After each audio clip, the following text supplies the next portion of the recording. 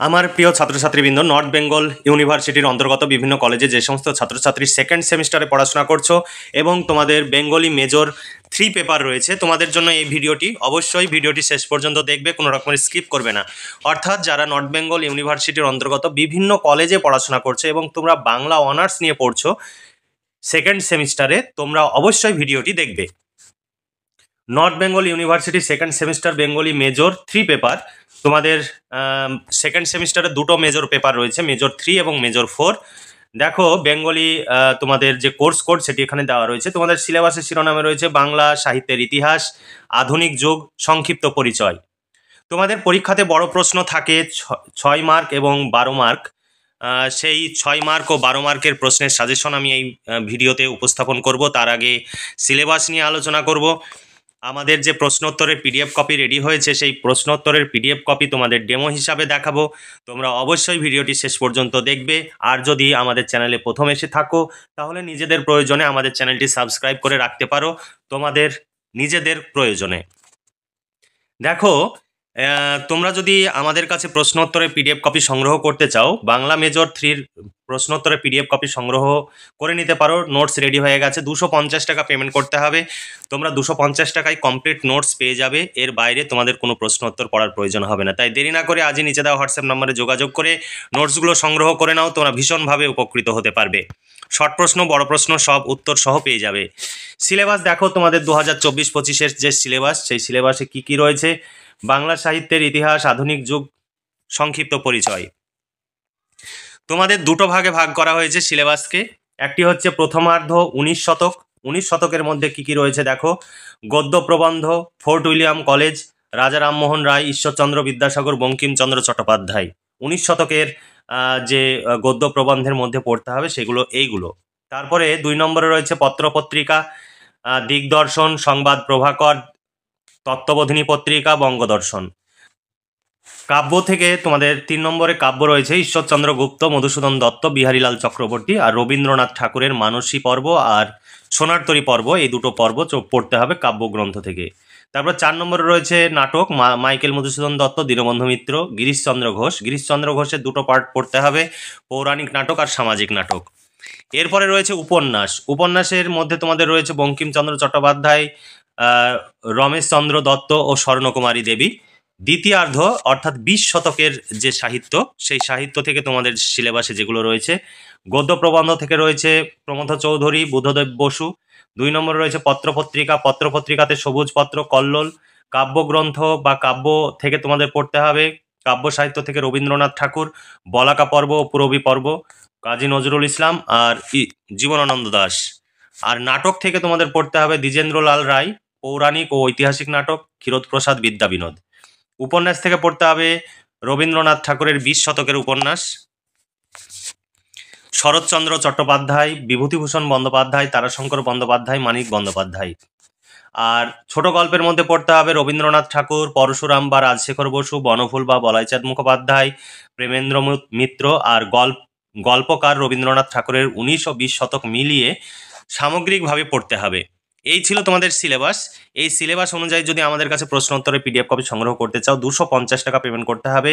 Complete notes পেয়ে যাবে। আমাদের কাছে নোটস সংগ্রহ করলে তোমাদের অর্থ ও সময়ের সাশ্রয় হবে, কারণ তোমরা এই নোটস সংগ্রহের জন্য বিভিন্ন জায়গায় ছোটাছুটি করো, বিভিন্ন কোচিং সেন্টার, বিভিন্ন টিউটরের কাছে ছোটাছুটি করো। তাতে প্রতি মাসে তোমাদের মিনিমাম 500 টাকা ফিস দিতে হয়।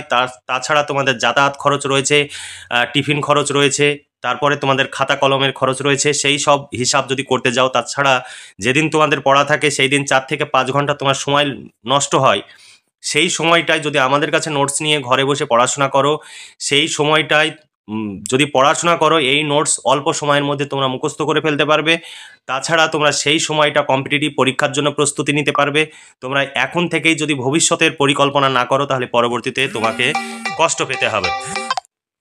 তাই তোমরা দেরি না করে এখনই যোগাযোগ করো এবং নোটসগুলো সংগ্রহ করে ঘরে বসে পড়াশোনা করো। আমাদের কাছে যদি নোটস সংগ্রহ করো, তোমরা নিজেরাই ভীষণভাবে উপকৃত হতে পারবে। প্রয়োজন হলে যে কোনো একটি পেপারের নোটস সংগ্রহ করে তোমরা দেখতে পারো। তোমরা এবার তোমাদের সামনে আমরা 6 ও 12 মার্কের প্রশ্নের সাজেশন 2024-25 আমি উপস্থাপন করব। দেখো, প্রথমার্ধেও অর্থাৎ গদ্য প্রবন্ধ থেকে যে প্রশ্নগুলো আমরা রেখেছি, 1 নম্বর প্রশ্ন, বাংলা গদ্যের বিকাশে ফোর্ট উইলিয়াম কলেজের অবদান সম্পর্কে আলোচনা করো। এখানে অথবা প্রশ্ন রয়েছে। 2 নম্বর প্রশ্ন, বাংলা গদ্যের বিকাশে বা প্রবন্ধের মৌলিক প্রবন্ধ রচনা ঈশ্বরচন্দ্র বিদ্যাসাগরের অবদান আলোচনা করো। তারপরে 3 নম্বর প্রশ্ন, বাংলা প্রবন্ধে বঙ্কিমচন্দ্র চট্টোপাধ্যায়ের অবদান আলোচনা করো। 4 নম্বর প্রশ্ন, বাংলা গদ্যের বিকাশে রাজা রামমোহন রায়ের অবদান আলোচনা করো। 2 নম্বর প্রশ্ন, পত্রপত্রিকা থেকে তোমাদের প্রশ্ন, বাংলা সাময়িক পত্রের ইতিহাসে দিগদর্শন ও সংবাদ প্রভাকর পত্রিকার পরিচয় দাও। 6 নম্বর প্রশ্ন, বাংলা সাময়িক পত্রের ইতিহাসে তত্ত্ববোধিনী পত্রিকার গুরুত্ব আলোচনা করো।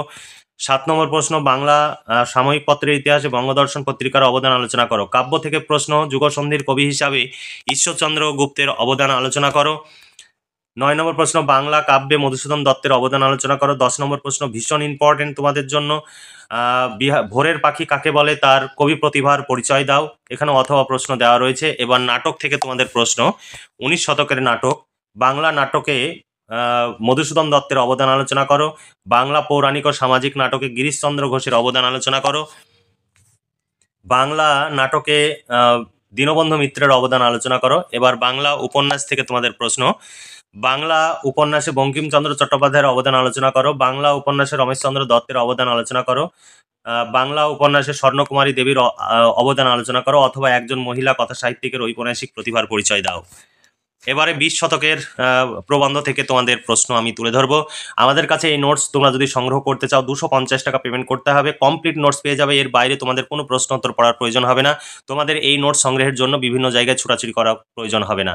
মাত্র 250 টাকা। আমাদের এখানে কোনো রকমের দামাদামি হয় না। নিচে দেওয়া হোয়াটসঅ্যাপ নাম্বারটি PhonePe, Google pay, Paytm number, এই নাম্বারে পেমেন্ট করে পেমেন্টের অরিজিনাল রিসিভ কপিটি হোয়াটসঅ্যাপে দিয়ে তোমাদের ইউনিভার্সিটির নাম, সেমিস্টার ও বিষয় উল্লেখ করে মেসেজ করবে। সরাসরি ফোন করবে না প্রথমে কখনোই, কারণ আমরা বিভিন্ন কাজে ব্যস্ত থাকি, তাই ফোন করবে না, মেসেজ করবে। আর ফোনে কথা বলার প্রয়োজন হলে অবশ্যই হোয়াটসঅ্যাপে মেসেজ করে অনুমতি চেয়ে নেবে, তারপরে ফোন করবে। দেখো, গদ্য প্রবন্ধ থেকে প্রশ্ন, 20 শতকের গদ্য প্রবন্ধ, বাংলা গদ্য অথবা প্রবন্ধে প্রমথ চৌধুরীর অবদান আলোচনা করো।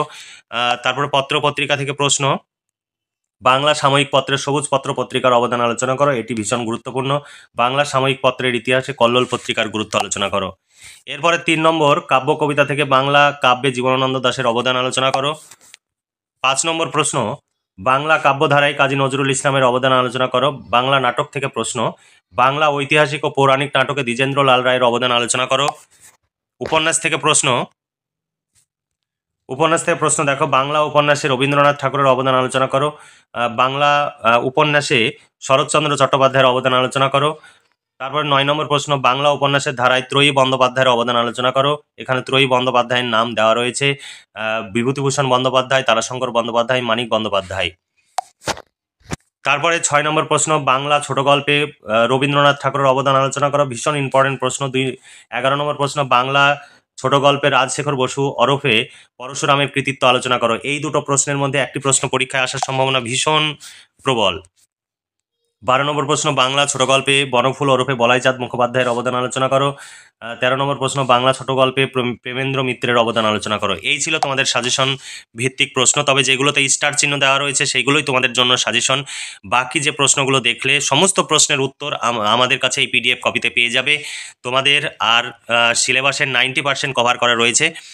তোমরা এই সিলেবাস অনুযায়ী এবং যেগুলোতে বেশি স্টার চিহ্ন দেওয়া রয়েছে সেইগুলো পড়লেই পরীক্ষায় 100% কমন পেয়ে যাবে। আমাদের কাছে নোটস তোমরা যদি সংগ্রহ করতে চাও সাজেশন অনুযায়ী 250 টাকা পেমেন্ট করতে হবে। শর্ট প্রশ্ন, বড় প্রশ্ন কমপ্লিট উত্তর সহ পেয়ে যাবে। নিচে দেওয়া হোয়াটসঅ্যাপ নাম্বারে যোগাযোগ করবে, এটাই PhonePe, Google pay, Paytm number, এই নাম্বারেই পেমেন্ট করতে হবে এবং পেমেন্টের সাকসেসফুল মেসেজটি শেয়ার করতে হবে আমাদের এই হোয়াটসঅ্যাপ নাম্বারে। আর যদি তুমি অন্য কোনো নাম্বার থেকে পেমেন্ট করো তাহলে পেমেন্টের সাকসেসফুল মেসেজটি তোমার মোবাইল থেকে ছবি তুলবে, ডেট টাইম যেন পরিষ্কার বোঝা যায় সেইভাবে ছবি তুলে তোমার হোয়াটসঅ্যাপ নাম্বার থেকে আমাদের এই হোয়াটসঅ্যাপ নাম্বারে পাঠাবে এবং ইউনিভার্সিটির নাম, সেমিস্টার, বিষয় উল্লেখ করে মেসেজ করবে। দেখো, তোমাদের সাজেশন ভিত্তিক প্রশ্ন উত্তর প্রথমার্ধে কিভাবে দেওয়া রয়েছে, যেভাবে তোমরা সাজেশন দেখলে একইভাবে প্রশ্নগুলো দেওয়া রয়েছে, তারপরে পরপর উত্তরগুলো সুন্দর করে পয়েন্টস আকারে লেখা রয়েছে। আমাদের কাছে নোট সংগ্রহ করলে তোমরা ভীষণভাবে উপকৃত হবে। এই নোট সংগ্রহের জন্য তোমাদের বিভিন্ন জায়গায় ছুটাছুটি করার প্রয়োজন হবে না, কোচিং সেন্টারে যাওয়ার প্রয়োজন হবে না।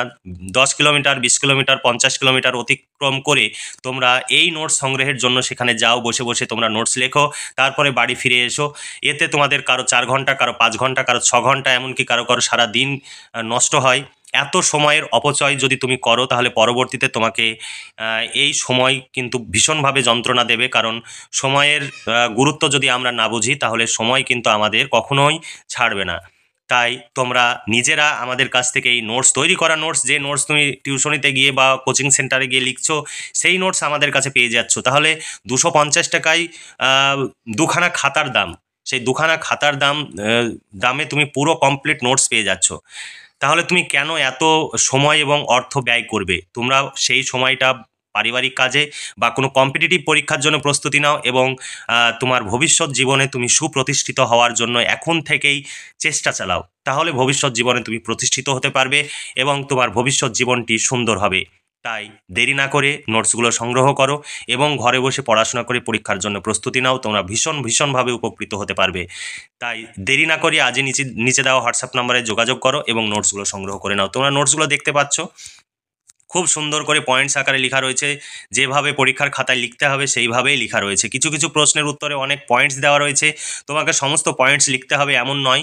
অনেক উপন্যাস বা গল্প সম্পর্কে আলোচনা করা রয়েছে, এত উপন্যাস বা গল্প সম্পর্কে তোমাদের আলোচনা করার প্রয়োজন নেই। 6 মার্ক হিসাবে আসলে ভূমিকা থাকবে, উপন্যাসগুলোর নাম বা প্রবন্ধগুলোর নামগুলো লিখবে, তারপরে হয়তো দুটো একটি প্রবন্ধ বা উপন্যাস সম্পর্কে আলোচনা করবে, তাহলেই হয়ে যাবে। আমাদের খুব সুন্দর সহজ সরল ভাষায় লেখা রয়েছে। তোমরা নোটসগুলো সংগ্রহ করলে ভীষণভাবে উপকৃত হতে পারবে এবং খুব ভীষণ উন্নত মানের নোটস আমাদের অভিজ্ঞ শিক্ষক মণ্ডলী দ্বারাই এই নোটস তৈরি হয়। তাই দেরি না করে আজই যোগাযোগ করে নোটসগুলো সংগ্রহ করে ঘরে বসে পড়াশোনা করো, ভীষণভাবে উপকৃত হতে পারবে। তাহলে আজকে এই পর্যন্তই। ভালো থেকো, সুস্থ থেকো এবং খুব ভালোভাবে পড়াশোনা করে পরীক্ষার প্রস্তুতি নাও। এই শুভকামনা জানিয়ে আজকের ভিডিওটি এখানে সমাপ্তি ঘোষণা করছি।